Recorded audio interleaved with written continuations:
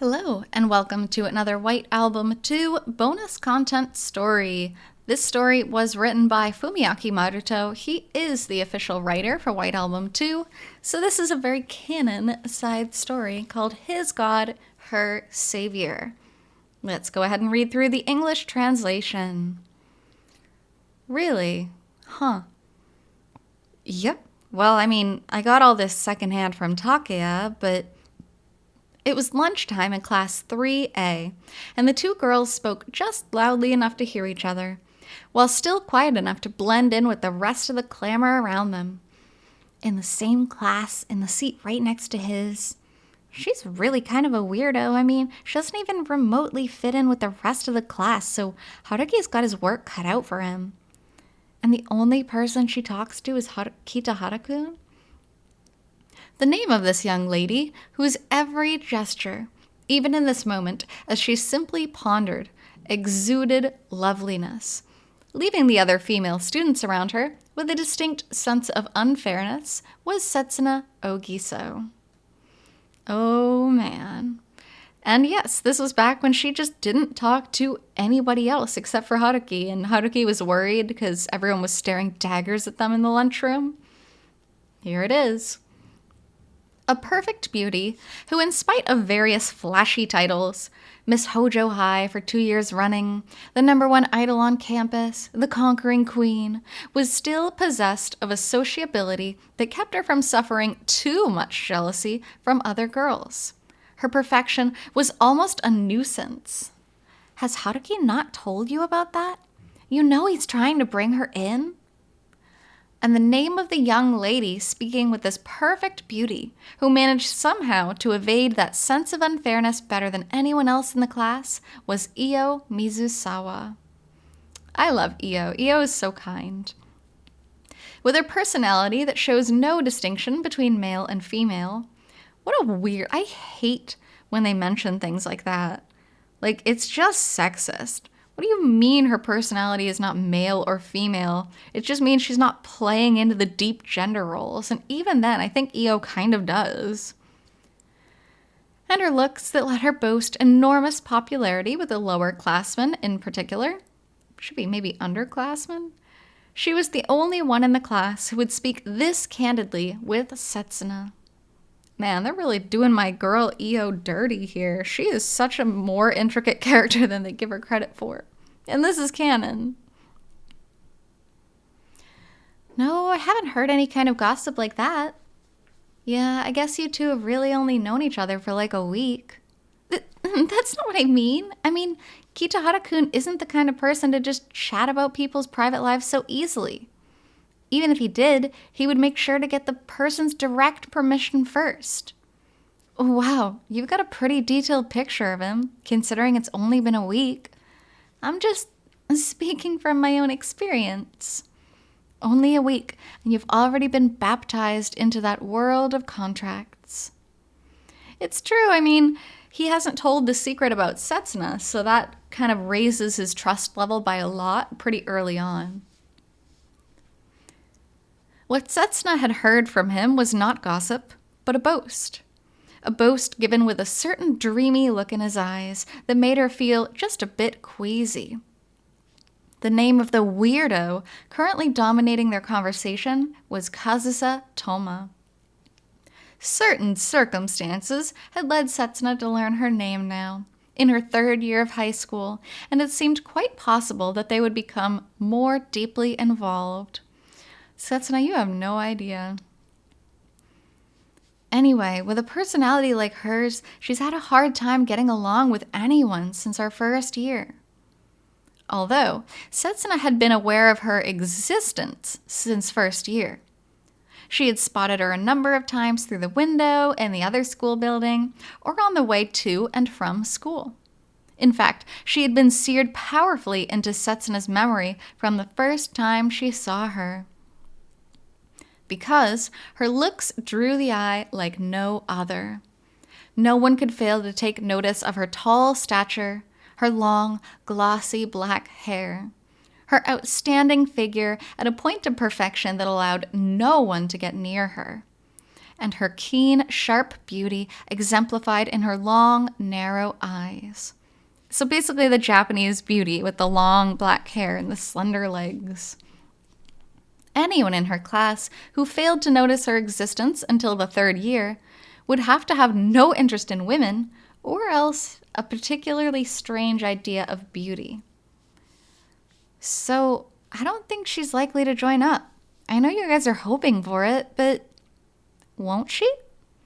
Even if she did, there'd just be more trouble on the back end. She could cause more problems than she solved. Problems?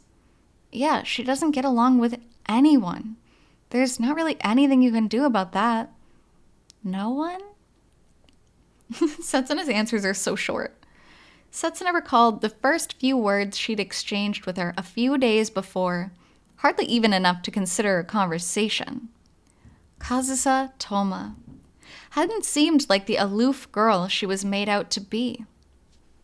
Oh, everybody judged her so harshly. If one counted the harsh words she had thrown at her classmate there on the spot, she could hardly be called taciturn. And as for the cold attitude that she apparently took with everyone, if one thought of her reactions to her classmate, it seemed for all the world like joking around between friends. Well, maybe she just wasn't her usual self because she had that classmate right here. The way you're talking, it sounds like you think you might be able to pull her into your group after all. No. Do I want to do that? I'm not sure why you're asking me.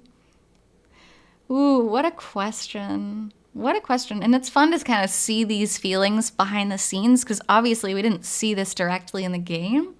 But the fact that Setsuna even here was like, I don't want her in the group. It's interesting. Maybe her attitude when she was with her classmate, Haruki Kitahara, was her real, usual self. So, moving on to part 2. He's God, her savior, too. Are you friggin' serious, Haruki? You got Setsuna Ogiso to join your band? The Setsuna Ogiso? How the hell did that happen? I mean, how did you even convince her? You know what this means, right? You can talk to Ogiso-san whenever you want now. I really respect you, man. The talent it took setting everything up perfectly so you wouldn't lose out on a chance like this.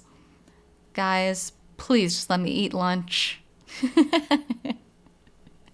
He doesn't need the fame. He just wanted to play in the band. It was lunchtime in class 3E, and shouts of incredulity resounded through the room, not drowned out in the least by the rest of the clamor around them. Like, seriously, this is earth-shattering. You got Ogiso, Miss Hojo High, 3 years running. No, the voting for this year isn't finished yet. God, how did you trick her into it? I told you Hey, no, I didn't trick her into anything. Don't use confusion as an opportunity to start deriding people. It's a very Haruki thing to say. The name of this young man, who never let the opportunity for a lecture slip by, even when he was stuck for words otherwise, who was constantly dealing with this kind of clangoring from the other male students around him, was Haruki Kitahara. Incidentally, that word, clangoring, was one that a certain close friend of his came up with to describe his situation, and the improper word usage bothered Haruki a great deal more than what it described. I don't even know if that is a word. Look, I just went out on a limb and asked her, and she agreed. And that's all there was to it. You think maybe you guys just gave up too early? Oh no, no way. Dude, do you have any idea how many brave souls have asked her out and been totally sunk? No, I don't. Also, he didn't ask her out. He asked her to join a club. Yeah, me neither. Wait, then why would you? The list of casualties is so long that no one knows. But anyone can tell how many heroes have survived. 0. I'm pretty sure the kinds of proposals you all make to her are completely different from the one I made. Setting that aside, the name of the Setsuna Ogiso currently dominating their conversation was Setsuna Ogiso, obviously. That reads like someone trying to meet their word count on an essay in high school or university. Certain circumstances had led Haruki to exchange words with her for the first time now, in his 3rd year of high school, and it seemed quite possible that they would become more deeply involved. Ooh, interesting parallels between this and Chapter 1. To sum it up, she was the newest member of the light music club to which Haruki belonged, an impromptu vocalist for an impromptu school festival band. The festival was only a month away. And, as those all around them said, she was a perfect beauty, bearing various flashy titles: Miss Hojo High for 2 years running, the #1 idol on campus, the conquering queen. So many titles that she didn't even want. Anyway, we don't want to hear whatever kind of fantasy about Ogiso just smiling and nodding for you. That just won't happen. How many times do I have to tell you she agreed to it, no hesitation? That was a lie, of course. Of course, because everything Haruki says is a lie. Setsuna had nodded to Haruki's proposal eventually, but the time leading up to it had been teeming with various troubles, twists and turns, and unexpected developments. But given just how distant all those details were likely to be from the details his classmates imagined, there wasn't much point in trying to explain. She didn't agree at first, it's true. And then they went out for karaoke, and after that she agreed. Because the Setsuna that Haruki knew was completely different from the Ogiso everybody else knew. A hard worker, sympathetic, prevented by the various ties and obligations jerking her around from living the modest life that she might have preferred. Anyway, calm down. It's not time for you to get all stoked up yet. Why not? You've got Ogiso to sing for you. I mean, you basically already won. It's going to be standing room only when you guys are on, no question. Yeah, I guess everything's good for the vocals, but then there's also... With his last remark, Haruki threw a glance to one side, landing on the form of a girl slumped over onto a desk by the window. The name of this girl, who slept like a log from the start of class to the end, who was treated by all of her classmates, save for one, as though she simply didn't exist, was indeed Kazusa Toma. That poor girl. I wish she had some friends. A simply burdensome beauty, who was kept at a distance by absolutely everyone because of the various less than flattering titles she bore. Weirdo, black sheep, aloof lone wolf. Even now, in accordance with her reputation, she was snoozing peacefully, evidently unbothered by the clamor around her, uninterested in anything. The fact that everyone else believed this so firmly was also thanks to the delinquent-like way in which she always conducted herself. I mean, to be fair, those things aren't wrong. She is a bit of a weirdo. She's definitely a black sheep, and she is a lone wolf. So it's hard to get through to her, but I do wish people would try a little harder, and I wish she would be more open to it. However, as we know, a lot of the trauma being left behind, she doesn't want to let anybody new in. In actuality, she hadn't been sleeping at all this entire time. Rather, she couldn't sleep. Because every single time the boys next to her said that name, Setsuna Ogiso, it grated against her nerves. Certain circumstances had led Kazusa in her 3rd year, etc. They weren't going to repeat it a 3rd time. That's cute. That said, it would have been difficult for Kazusa, or for anyone in their same school, really, not to know her name. Through the window in the other school building, on the way to and from school, really, if there was a ring of people anywhere, she was usually in the middle of it. Kazusa could try to look away, but everybody else around was always looking in the same direction, so it was impossible for her own eyes not to be drawn too. Her smile that inspired goodwill in anyone who saw it, her positive presence that calmed her surroundings and made them more brilliant, and her gentle loveliness exemplified in her wide, softly sloping eyes. Aww. I mean, yes, it's true, and that's the difference. Setsuna doesn't really want the attention, but she's not addicted to it, but it's her shield against being alone. Kazusa kind of wants to be with people, but her shield is being alone to protect her own feelings. So they both want what the other person has to an extent, and yet because of the shield they used, they're not getting it. It's a very, very interesting situation if you compare the two. Anyone in her class here, no, in her same school at all, who failed to have an interest in her, would have to be a pessimistic truant like Kazusa. No, that wasn't true. The hell is her deal? In fact, right now, Kazusa was stuck in a situation that all but forced her to take an extraordinary interest in Setsuna Ogiso. She recalled the first few words she'd exchanged with Setsuna a few days before, hardly even enough to consider a conversation. Setsuna Ogiso was exactly the idol everybody said she was. Well, we know that's not true. Just as her reputation claimed, and perfectly in line with her image, she dealt with Kazusa and her bandmate with a bright, refreshing attitude drawn from her charming face, voice, and mannerisms.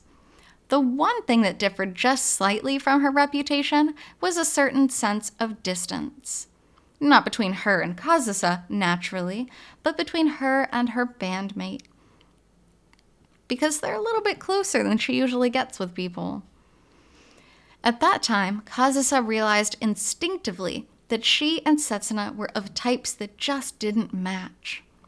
Setsuna was like the sun, a figure of light and purity, different from her in every possible way. A truly strong hero who had always been given special treatment, in a good way. Her honest heart showing her feelings from whoever she was speaking with right there in her face.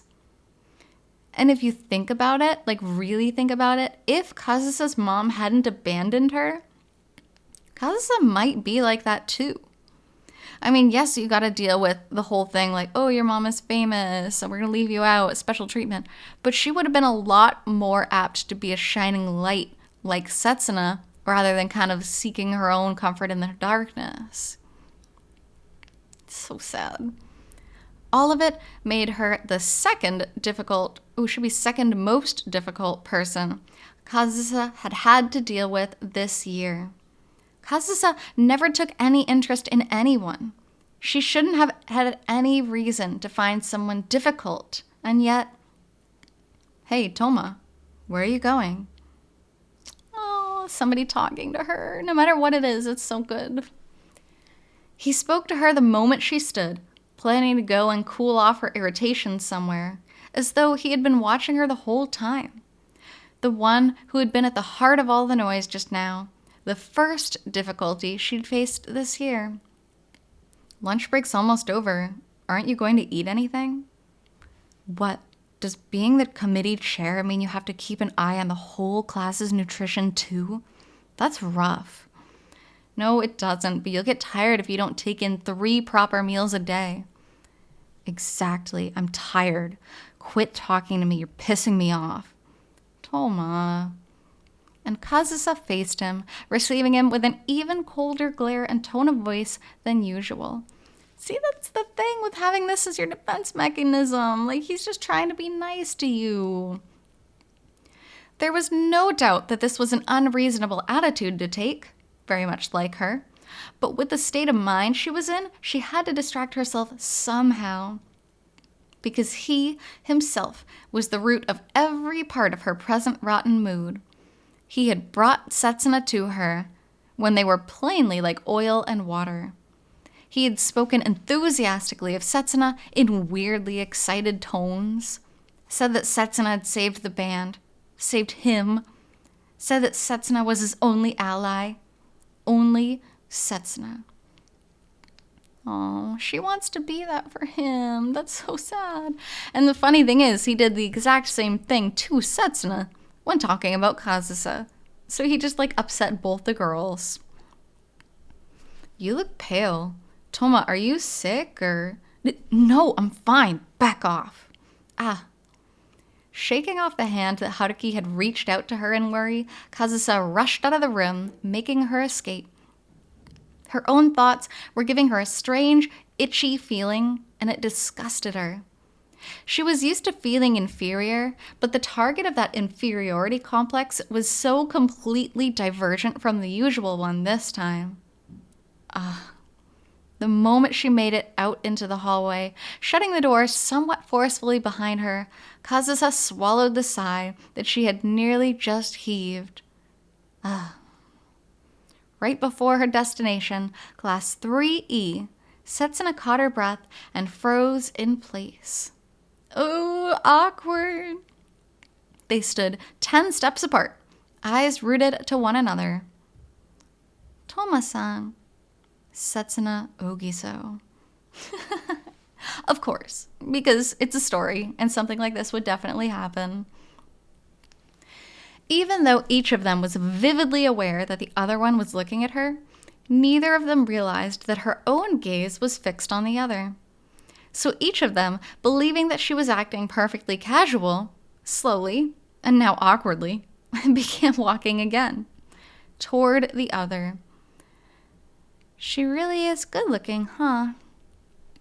Without really meaning to, Setsuna compared herself against Kazusa. She'd always thought she had about 3 centimeters left to grow, but the classmate standing before her was easily 5 centimeters taller than she was. Wow, putting it into words like that is interesting with the height difference. As for her hair, she'd assumed hers was just about as long as it was going to get, but the sleek, black hair fluttering before her was easily 10 centimeters longer than hers. What a pain to shower. And there was the matter of cup size, too. Setsuna had been hoping to go up just 1 more, at least, but here, I guess she's what they would call cute. Oh, God. Setsuna, you don't need to think about those things. It's fine. Kazusa found something indescribably unreasonable in Setsuna's bearing. Compared with her own overall large physique, Setsuna's build was exquisitely balanced, as though figured according to the golden ratio. Compared with her eyes, which had no merit except in frightening people off, Setsuna's eyes were large and clear, slightly upturned, guaranteed to attract attention. I don't like this story because it's really just a story about 2 girls comparing themselves to the other girl and being sad and jealous and feeling bad about themselves. Dang. Why can't they get along? Why can't they just see themselves as being beautiful like everybody else does? And more than anything, there was her true appeal, which couldn't be surmised from her looks alone, as Kazusa had heard any number of times from a certain source. And so, even with their blunt, blatant mutual stares, they still mutually feigned indifference. What an awkward situation. Those 10 steps passed by, taking less than 10 seconds, though it felt like 10 hours. And for some reason, at the moment they passed one another, each of them showed a faint sense of defeat in her face. And as Kazusa climbed the stairs at the end of the hallway, as Setsuna placed her hand on the door to Class E, in one brief instant, the 2 of them disappeared from the hallway. As each of them turned over her shoulder one last time, the other wasn't looking at her. But, in fact, that was just because of a small time lag. Could you imagine if they both turned around and saw each other looking at each other? That'd be so weird. Which of them turned first, which of them was looking at the other in the final moment, was a chicken race that meant 1 win and 1 loss for each of them. However, because there was no referee present to judge the outcome, that meaningless sense of defeat, that unaccountable fatigue, leaned all the more heavily on both of them at once. Even so, unwilling to let these inexplicable, murky feelings hang around forever, they muttered to themselves almost simultaneously. "All right." Setsuna tightened her small fist. "All right." Kazusa looked up to the window, up at the sky. "I should try talking to her. I should avoid letting this involvement get any deeper." Each of them stashed away a small resolution in her heart. Oh. And you know that Setsuna's comes true, because she does end up talking a lot more to Kazusa. Kazusa doesn't succeed so much in hers because things get a lot deeper, more than anybody could ever imagine. So, thank you so much for joining me on this bonus story from White Album 2, and I'll be back to you with more bonus stories in the future. So until then, I hope you take care. See you!